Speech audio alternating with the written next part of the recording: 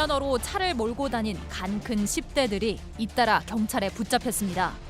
부모의 차로 눈길 고속도로를 100km나 질주한 청소년은 형사처벌을 할 수 없는 촉법소년이었습니다. 도로 위 시한폭탄, 10대들의 무면허 질주 사건을 파헤쳐봅니다. 자, 오늘 사건 체크포인트 바로 한번 살펴보죠. 무면허 10대 간큰 질주. 이거 뭐 느낌이 딱 옵니다. 이 기자 어떤 내용이죠? 네, 이 10대 소년. 첫 번째 사건은 이제 13살 소년입니다. 13살 소년이 이제 부모의 차량을 가지고 이제 운전을 한 겁니다. 당연히 이제 면허를 딸 수가 없는 나이기 때문에 무면허 운전이 된 건데요. 이 눈길, 사실 이때 전북 전남 지방에 눈이 많이 왔지 않습니까? 폭설주의보 내렸죠. 눈길아 미끄러운데 그리고 고속도로였습니다.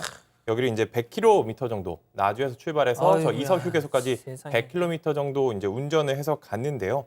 이 신고를 받고 출동한 경찰이 해당 차량을 발견하고 정차를 요구했지만 한 8km 정도 더 달리다가 이서 휴게소에서 차를 세워갖고 이곳에서 붙잡혔습니다.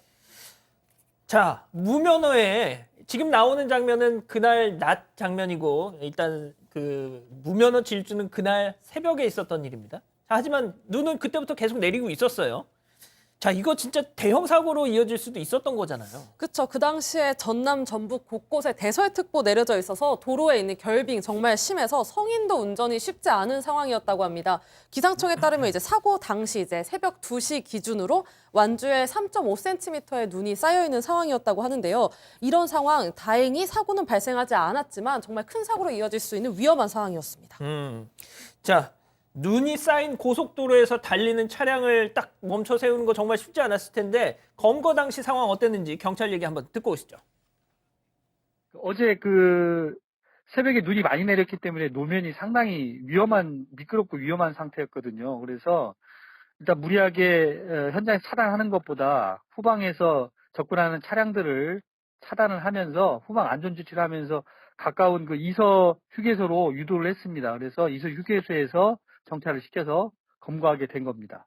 와, 진짜 경찰이 정말 현명하게 대응을 잘했구만요. 이거는 굉장히 칭찬해 줘야 된다고 생각을 하고, 이게 아까도 말씀드렸지만 눈길 위에서 자칫 잘못 이렇게 하게 되면 그 10대의 생명도 위험할 수가 있을, 위험해질 수 있고, 위험할 수도 있잖아요. 다 모든 사람의 타인의 생명이 위험할 수 있었는데 먼저 부모에게 전화를 해서 그 미성년자의 휴대폰의 번호를 알고 GPS 추적을 했는 거예요. 그래서 가는 위치를 알고 방금 우리가 이야기했다시피 그 휴게소에 딱 정차를 하는 순간, 그 순간에 이제 그 사람들을 그 13세 소년을 잡았기 때문에 뭐 다른 문제 없이 아주 이렇게 잘 사건이 마무리되었다, 이렇게 말씀드리겠습니다. 그러니까요.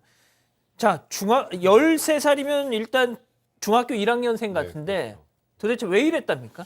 일단 경찰에 조사를 해보니까 전날 한번 가출을 했었더라고요. 가출을 했는데 이제 부모에게 이제 손을 잡혀서 집으로 다시 돌아왔는데 쉽게 말해서 그날 밤에 2차로 가출 시도를 한 겁니다. 부모가 잠든 사이에 이 차키를 들고 나와서 운전을 했던 건데, 사실 이 부모님들에게도 너무 아쉬운 부분은 이 학생이 이게 처음이 아니래요.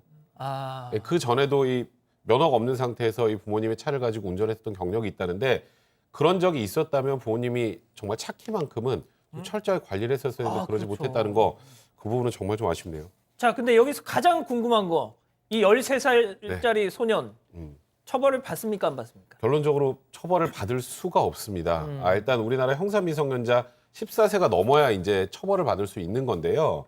그러니까 14세 미만자는 우리가 아는 것처럼 촉법소년, 하도 얘기 들어서 아실 겁니다. 그렇죠. 10살에서 예. 13살까지는 이 촉법소년은 형사처벌 대상이 되지 않고 보호처분만 가능하기 때문에 최대 소년원 송치가 가능한데, 지금 이 아이 무면허 운전한 거, 이거 잘한 건 절대 아니죠. 도로교통법상 무면허 운전죄지만 더 이상 큰 사고가 나는 상황은 아니었기 때문에 경찰에서도 일단 이 아이를 잡아 세운 다음에 부모에게 주의를 주면서 아이를 인계해 주는 것으로 마무리했다는데요.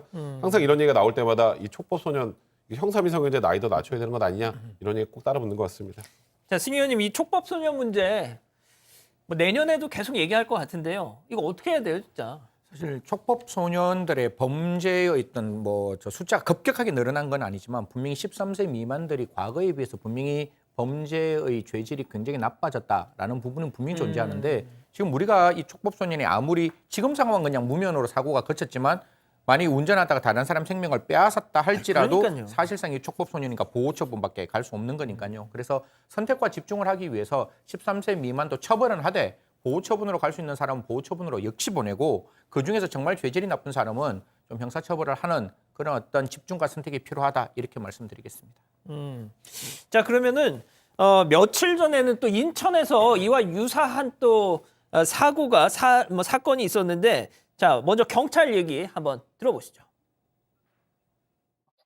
그 당시 저희 중학생으로 보이는 애들이 벤츠 차량을 보고 가니까 일반인이 신고를 했어요.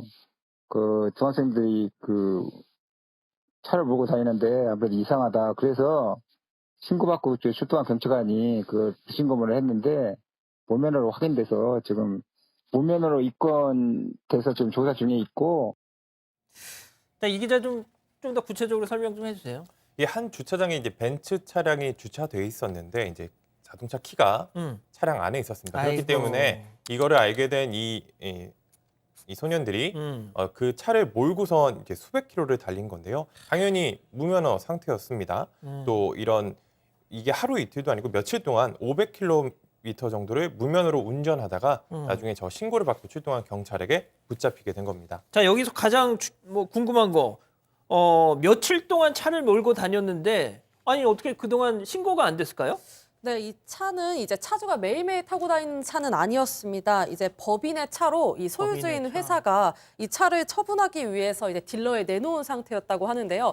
사고가 나기 이제 사건이 벌어지기 일주일 전이 이제 지난 15일 날 딜러에게 이제 팔아서 그 주차장에 계속 세워져 있는 상태였다고 합니다. 경찰은 이제 해당 딜러를 참고인으로 불러가지고 조사는 마친 상태입니다. 자, 일단 절도 혐의 관련해서 좀 더 조사가 있어야 될 것 같은데, 자, 근데 얘네들은 말이죠. 이 친구들은 네. 촉법 소년이 아니잖아요. 네, 그렇죠. 처벌을 15살, 받는 건가요? 그렇죠. 15살, 16살이니까 당연히 처벌을 받는데 조금 전에 말씀하셨던 것처럼 지금 우리는 아파트 세워져 있는 차를 가지고 도망갔으면 당연히 절도죄가 될 거라고 생각을 네. 하는데, 그리고 둘이 같이 되니까 특수절도가 되겠죠. 아하. 근데 다만 지금 이 아이들이 진술을 뭐라고 하고 있냐면 예. 그 아는 형이 렌트해줬어요.